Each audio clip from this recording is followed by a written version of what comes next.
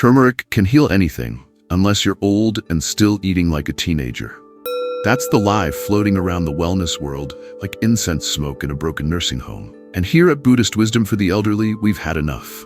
Let's be honest, some of us over 60 have fallen for the golden promise. We sprinkle turmeric on everything, from oatmeal to emotional baggage, and then wonder why our joints still sound like a haunted rocking chair. So stick around, because in this video we're breaking it down, Buddha style, with each part giving you the hidden danger, the food or mindset, why it quietly ruins everything. A real-life elder story. Some are tragic, some involve muffins. And the right way to eat, live, and not die slowly. Now, let's stir the golden pot, shall we? Part 1. The golden lie you're swallowing with a smile. Let's start with a story. There once was a man named Howard. Howard was 68 years old, retired, and freshly converted to the Church of Turmeric. Every morning he blended turmeric into his smoothie, stirred it into his coffee, sprinkled it on his toast, and on special occasions massaged it into his knees while whispering, "Heal me." His children thought he'd joined a cult. His dog developed an aversion to anything yellow. But Howard felt powerful. He felt golden. Until he didn't. His joints still ached. His digestion got worse. His turmeric tea started giving him heartburn. One day, in a moment of what he called enlightened despair, Howard looked at his spice rack, narrowed his eyes at that innocent jar of golden powder, and muttered, "You traitor." Now, what happened to Howard is not rare. In fact, it's happening in millions of homes right now. Because turmeric isn't a magic pill. It's not a one-size-fits-all miracle. It's a monk in powdered form. And like any monk, it works best under the right conditions. With peace, with patience, and without being force-fed through a sugary muffin or drowned in vinegar dressing. You see, the golden lie isn't that turmeric is good for you. The golden lie is that you can just toss it into anything, chew, swallow, and be reborn into a pain-free paradise. That's Western thinking. If a little is good, more must be better. And if it's healthy, it must go well with cereal, right? No, Howard, no. In Buddhism, there's something called right context. Even good medicine becomes poison if given at the wrong time to the wrong person in the wrong way. You wouldn't give a child a warrior's sword, and you shouldn't give turmeric a plate of processed cheese and expect harmony. But that's what we do. Especially after 60, when the fear of aging wraps its fingers around our choices. We reach for anything that promises to keep us standing upright. And turmeric, bless it, shows up in every headline like the Dalai Lama in a bottle. Joint pain? Turmeric. Bad memory? Turmeric. Spiritual emptiness? Turmeric. Well, okay, maybe not that one. Now here's the part most people miss. Turmeric contains a compound called curcumin, which is the actual helpful bit. But here's the punchline. Your body can barely absorb it. It slips through your digestive system like an uninvited guest at a retirement party. Polite, flashy, and ultimately ineffective. Unless you eat it the right way. Because there are certain foods that block turmeric from working at all. And you're probably eating them every single day. They're not exotic or rare. They're sitting in your fridge, smiling with fake health claims and cartoon packaging. And they are silently undoing everything turmeric is trying to do for you. But wait. Before you throw your golden milk into the sink and accuse it of betrayal, I've got good news. Just as there are foods that sabotage turmeric, there are others that elevate it, empower it, and turn it into the true healing ally it was always meant to be. And yes, they're also simple, available, and far more dignified than powdered cheese and vinegar salad dressing. So here's what we're doing today. In this video, we're going to expose the 3 most common foods that kill turmeric's power, like a fly swatter to enlighten it. Introduce 3 humble ingredients that help turmeric absorb and thrive in your older body. And unpack 1 sneaky psychological trap that fools even the most spiritual elders into using turmeric the wrong way. Because healing after 60 isn't about swallowing more powders. It's about knowing what your body can still truly welcome. It's not about adding more. It's about absorbing better. And maybe, just maybe, it's about not turning your kitchen into a turmeric graveyard of good intentions. So buckle up, sip some warm water, not vinegar, and let's begin where all healing begins, with the truth. Part 2. Processed dairy, turmeric's frenemy with a plastic smile. Let's talk about betrayal. Not the kind where your neighbor accidentally parks on your lawn.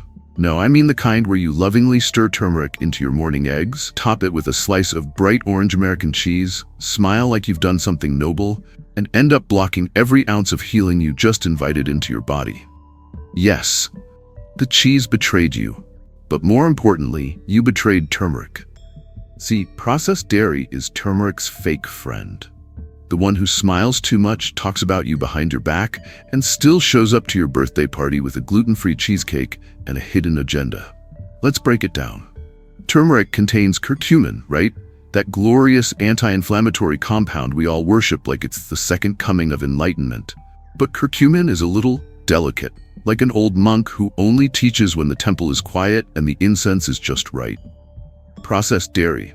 American cheese, powdered creamers, sweetened yogurt, shredded cheese from a bag with a cartoon cow on it brings chaos.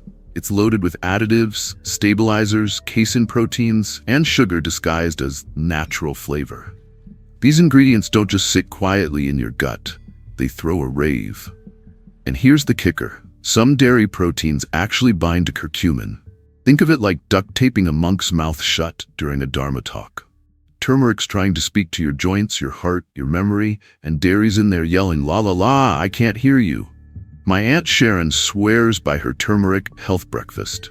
Scrambled eggs with turmeric, white toast with margarine, and 2 slices of prepackaged cheese that somehow taste like salt and regret. She used to say, I feel so healthy after eating this. Now she says, why do I feel bloated and angry at my husband by 9 a.m.? I told her the truth. It's not your husband, it's the cheese. She didn't believe me until she swapped it out for avocado and black pepper and suddenly stopped snapping at the dog. Coincidence? I think not. In Buddhism, there's a concept called right association.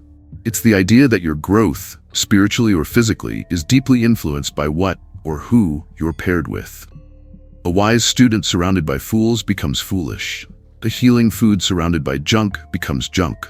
Turmeric needs friends who support its path, not ones who keep it stuck in samsara, buried under powdered milk solids and the karmic weight of plastic-wrapped cheese slices. So here's the deal. If you're trying to reduce inflammation, but pairing turmeric with processed dairy, you're just decorating a dumpster. It might look nice, but it still stinks. Don't panic. I'm not saying you need to give up creamy food and eat like a desert monk. You just need to make a wise switch. Try these instead. Unsweetened almond milk. Light, calming, easy on the gut. Oat milk. Sweet and stable, like a retired Buddhist nun with a cat. Coconut milk. Rich, creamy, and actually supports turmeric's absorption. They're not just dairy substitutes, they're turmeric's real friends. The ones who sit quietly, make a warm cup of golden milk, and whisper, go ahead, curcumin, heal the joints. Don't be fooled by marketing. If the package says cheese, but the ingredient list says modified milk solids, corn syrup solids, artificial colors, then you're not eating cheese. You're participating in a chemical experiment with a side of existential despair. And turmeric? It's quietly weeping in your colon. So next time you think you're doing your body a favor by adding turmeric to your cheesy casserole, stop. Breathe. And ask yourself the most spiritual question possible. Is this slice of cheese helping me become the version of myself that can walk without groaning? If not, feed it to the neighbor's cat and walk away in peace. Part 3: Vinegar. When healthy foods sabotage healing. Vinegar. The misunderstood hero of salad dressing, the lifeblood of pickles, and the reason half of your healthy meals taste like regret and battery acid. Let's be honest. Vinegar has great PR. It's in every kitchen pretending to be wholesome. The yoga moms love it, the detox crowd swears by it, and every senior health magazine from Phoenix to Poughkeepsie tells you to drink it on an empty stomach like it's holy water from Whole Foods. But when you mix it with turmeric, you're throwing your golden monk into a pit of acid and expecting him to deliver enlightenment. Spoiler, he doesn't. Here's what vinegar really is: acetic acid. Now, when you're 25 and your digestion is strong, your gut says, cool, no problem, I got this. But when you're over 60, your gut looks at vinegar like, you want me to what now?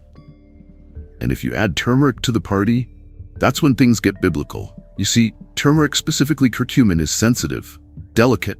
It needs a calm environment to do its work. It wants warm fats, quiet digestion, and the molecular equivalent of a slow Tuesday morning with a cup of tea. Instead, vinegar kicks in the door, blasts loud music, and pours acid all over the sacred scrolls. In chemical terms, acidic environments destabilize curcumin, reducing its effectiveness and, depending on your sensitivity, inviting bloating, gas, and the kind of heartburn that makes you question all your life choices. Let me tell you about Uncle Marvin. He made a turmeric salad every day. Kale, carrots, turmeric powder, and a vinaigrette made from apple cider vinegar, Dijon mustard, lemon juice, and a level of enthusiasm no senior should trust. He said, "This salad's the reason I haven't been sick in 20 years. But he also hadn't been regular in 10. When I suggested swapping out the vinegar, he scoffed. "Vinegar's cleansing," he said. "Yes, Marvin, so is bleach, but we don't drink that with turmeric either." We did a test. 1 week without vinegar, just olive oil, black pepper, and a touch of lemon. By Thursday, Marvin called me and said, "Kid, I think I actually digested something. I feel peaceful." Marvin had reached gastrointestinal nirvana. In Buddhist teachings, right environment is critical. Just like you can't cultivate mindfulness at a rock concert, you can't cultivate healing in your body if you're throwing acid at your intestines while hoping turmeric survives the battle. Every ingredient in your meal has an energetic tone. Vinegar is sharp, jarring, intense. Turmeric is grounding, calming, restorative. They are not enemies, but they are on different schedules, like a night owl and an early riser trying to share a studio apartment. Give each its moment. Use vinegar in moderation and away from your turmeric rituals. Think of vinegar like your loud cousin from New Jersey. You can love them deeply, but you don't invite them to every gathering. Here's the gentle upgrade. Use olive oil instead of bottled dressing. Squeeze lemon juice, but lightly. Add a pinch of black pepper, turmeric's BFF, as we'll discuss soon. Throw in herbs like basil or parsley to support digestion, not drown it. You'll not only help turmeric shine, but your body will stop sending you smoke signals from your lower intestine. Look, we all want to age gracefully, but when you put turmeric in a salad dressed like a Roman battlefield, you're not healing, you're fighting. And your gut? It's just standing there with its little Buddhist robes going, "I didn't ask for this." So the next time you stir turmeric into your health drink or sprinkle it into your salad, pause. Ask yourself, is this food calming or is it just chaotic in disguise? If it burns on the way down, it's not enlightenment. It's just vinegar pretending to be your friend. Part 4. Sugar, the sweet assassin that undoes everything. Let me say something controversial. Sugar is the best liar you've ever loved.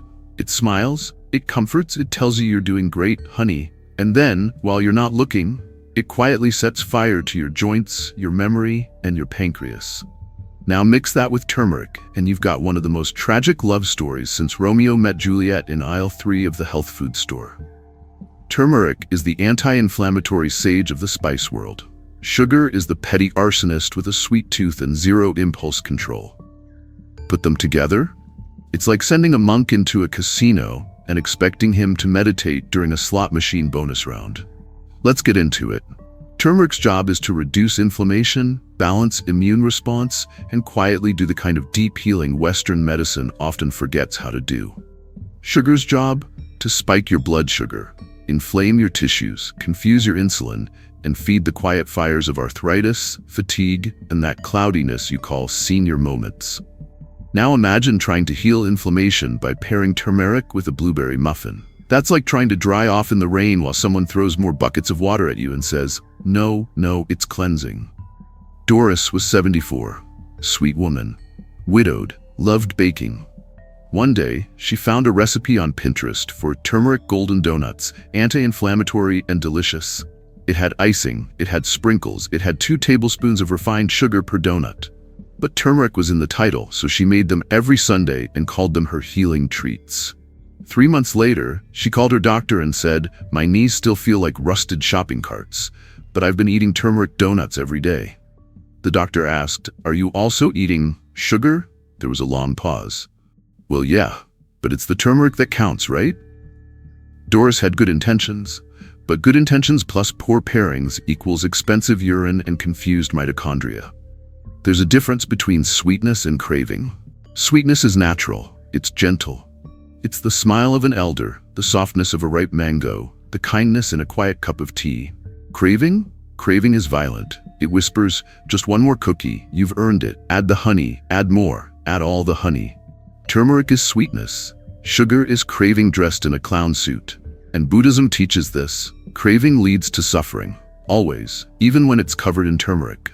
Sugar doesn't just spike blood glucose, it actively inhibits nutrient absorption, delays gastric emptying, and interferes with curcumin's anti-inflammatory effects. It's a biochemical turf war. Turmeric walks in saying, let's bring peace. Sugar throws a pie in its face and screams, let's party. If you're over 60, this combo becomes even more dangerous. Because aging bodies process sugar more slowly, inflammation lingers longer, and those small, silent flare-ups accumulate like clutter in a house you no longer have the energy to clean. I'm not here to take away your comfort. I'm here to upgrade it. Try this instead. Turmeric in unsweetened oatmeal with a touch of raw honey. A very different kind of sweet. We'll talk about that soon. Turmeric smoothies with banana or dates. Nature's candy, not the industrial kind. Golden milk made with oat milk, turmeric, black pepper, and a whisper of maple syrup. A whisper, not a shout. It's about being mindful, not masochistic. You're not punishing yourself by ditching sugar. You're just letting turmeric do what it came here to do.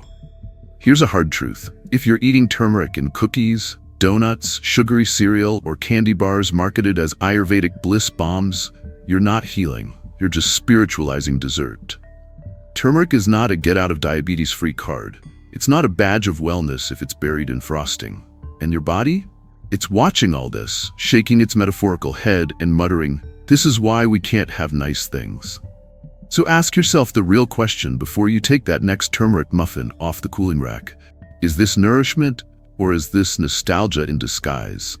Because at your age, you deserve healing, not just hugs from sugar dressed like a healer.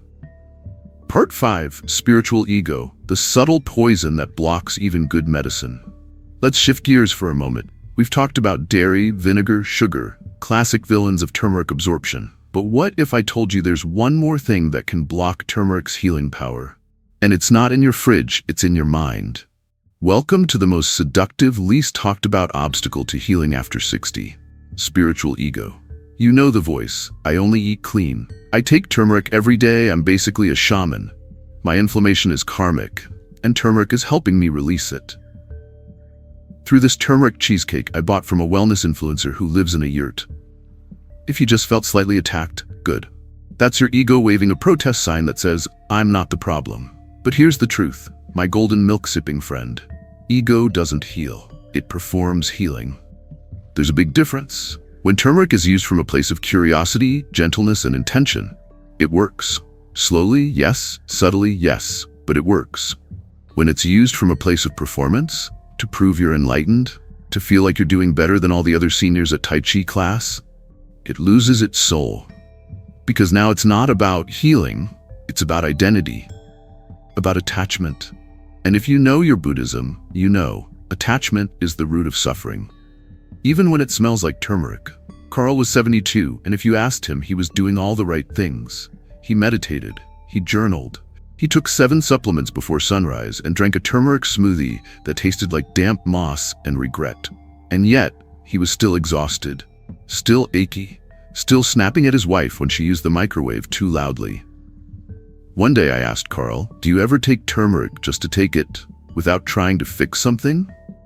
He looked at me like I had farted in the meditation hall. Of course not, he said. I'm optimizing cellular longevity. And there it was, the spiritual ego wearing a lab coat. In the Dhammapada, there's a verse that says, the fool who knows he is a fool is wise to that extent, but the fool who thinks he is wise is a fool indeed. Translation, you're better off knowing you don't know than pretending you've got it all figured out. Especially with healing. Spiritual ego sneaks in when we take something sacred like turmeric and use it not to care for ourselves, but to build a new identity. One where we're pure, disciplined, untouchable. Where we believe turmeric should work for us because we're so spiritual. But turmeric doesn't care about your yoga certification. It cares about whether your gut is calm, whether your meal was mindful, whether your mind is humble enough to receive it. Let's face it, getting older comes with a lot of loss. loss of speed, memory, flexibility, social status, bladder control. And sometimes turmeric becomes a symbol of control. If I can just get this right, I'll stop aging. If I find the perfect recipe, I'll reverse time. If I share enough turmeric posts, I'll finally become the elder everyone listens to. But turmeric isn't your savior. It's just a root. A very smart, very yellow root. But still, a root. And if you put all your healing hopes on it while ignoring your anger, your stress, your grief, you're just dressing up dysfunction in saffron robes. Try this. Next time you make turmeric tea, don't do it as a health ritual. Do it as an offering. Offer it to your aching knees, to your busy mind, to the version of you that's still trying to earn love through effort. Make the tea, sit down, breathe, and say, I don't need this to fix me, I just want it to support me. That's when turmeric starts to work. That's when any medicine works. Part 6. Black pepper, the wise old gatekeeper that turmeric trusts. You've probably seen it mentioned on some health blog or slapped onto a turmeric supplement bottle in bold letters like it's a backstage pass to immortality. Now with black pepper for absorption. But here's the thing most people don't realize. Black pepper isn't just a condiment. It's the bodyguard, the key holder, the wise old gatekeeper standing between turmeric's healing magic and your body's stubborn refusal to let it in. Without black pepper, turmeric is like a brilliant guest speaker, locked outside the auditorium, shouting through a window while your cells check their email. But with black pepper? Oh, now we're talking enlightenment-level absorption. Turmeric contains curcumin, the compound responsible for all the buzz, anti-inflammatory, antioxidant, mood-lifting, joint-soothing, and memory-guarding glory. But curcumin is not bioavailable on its own. Translation: your body looks at it and says, nice try. Try again with paperwork. It's too fragile, too quick to be metabolized and discarded like a junk email marked as spam. That's where black pepper enters, wearing sunglasses and speaking in metaphors. It contains piperine, a compound that increases curcumin absorption by up to 2,000%. Yes, you heard that right, 2,000%. That's not a minor improvement. That's turning turmeric from a quiet flute player in the background to a lead guitarist at a Led Zeppelin reunion.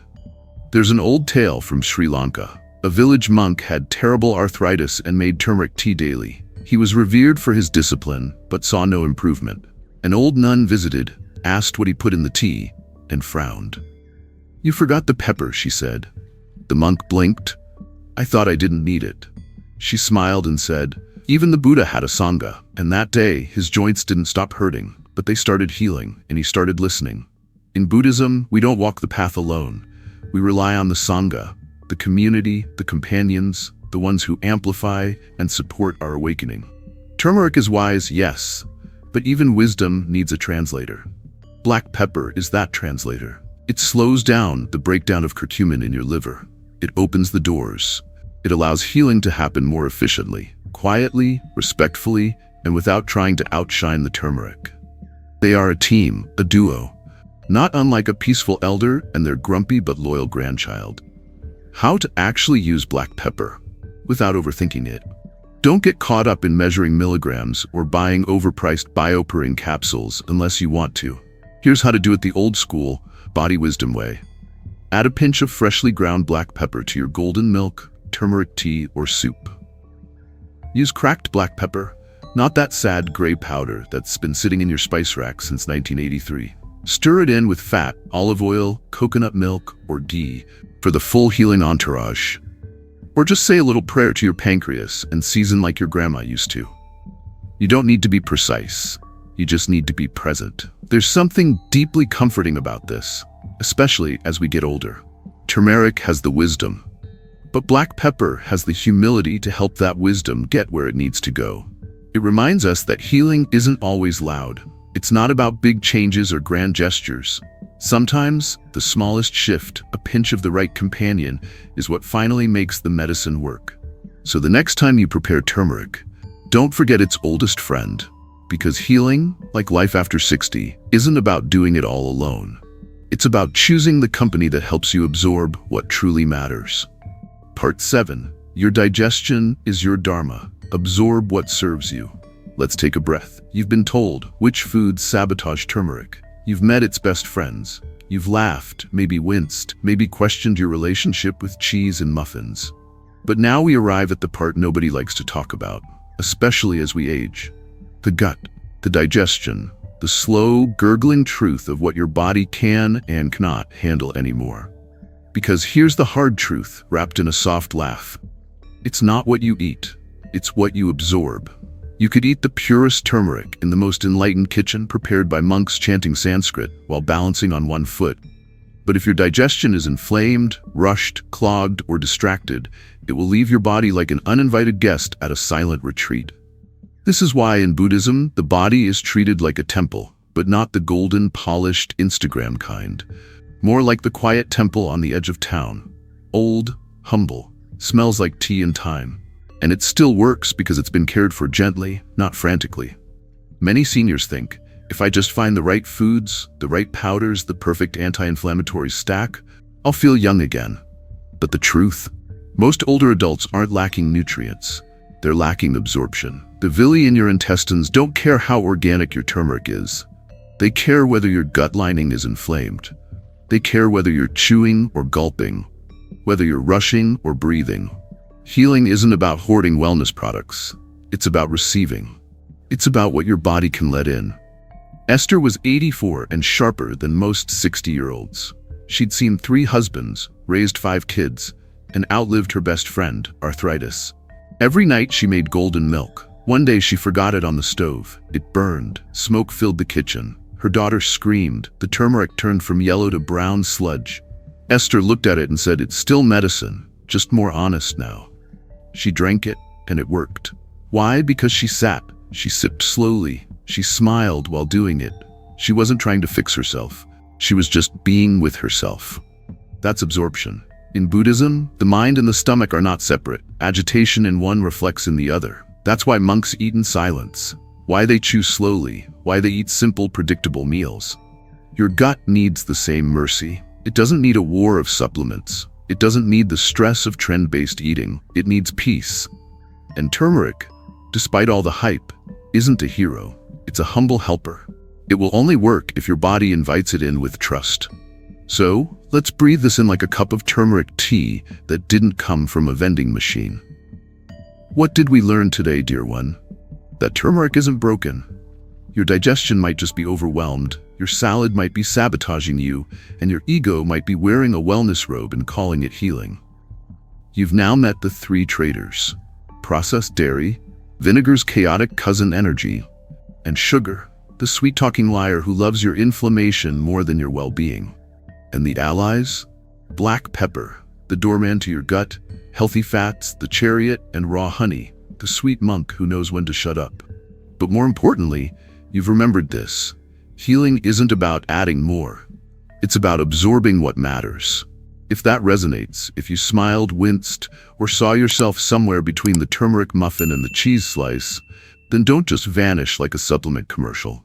Like this video. Leave us a comment. Tell us what you're letting go of, food or otherwise. Subscribe and help us reach our humble goal of 1,000 golden-hearted subscribers. It keeps us motivated to serve you more laughter, wisdom, and slightly uncomfortable truths every single week. This is Buddhist wisdom for the elderly, where aging isn't a problem to fix, it's a practice. Now go stir your tea, smile at your gut, and remember, you are absorbable.